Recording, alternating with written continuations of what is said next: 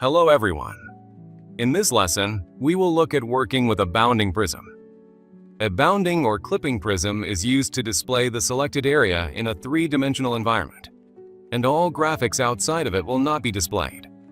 Let's look at the process of calling a limiting prism and the possibilities of working with it. To call the bounding prism tool, go to the View tab. Select the bounding prism tool in the Isolate group. It can also be called from the command line by typing the maclip command in the input field.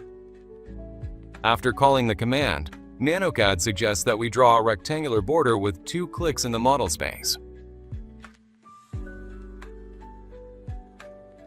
You can immediately switch to the polygonal option, and also use mouse clicks in space to create a prism.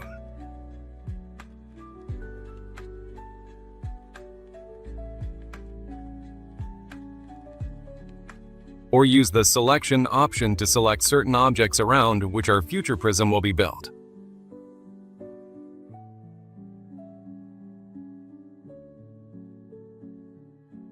Alternatively, select an existing contour from a polyline.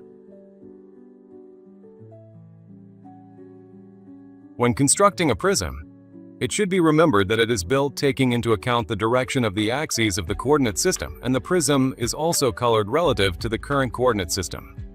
The plane that coincides with 0 on the z-axis in the current coordinate system is colored gray. The upper part of the prism is blue, the lower part is orange. The prism is not a static object. That is, we can perform primitive manipulations with it.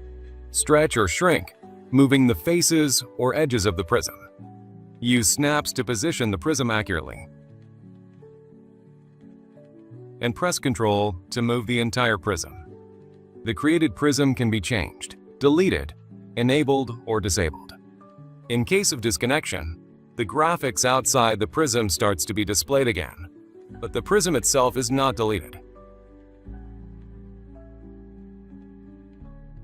Another advantage of the bounding prism is the ability to design different types of a single object in the paper space.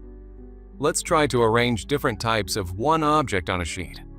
Using a prism on sheets, or rather viewports, is useful because a new bounding prism is created for each viewport, which will not affect the images on our other viewports. When saving a document, the prism is also saved for its viewports.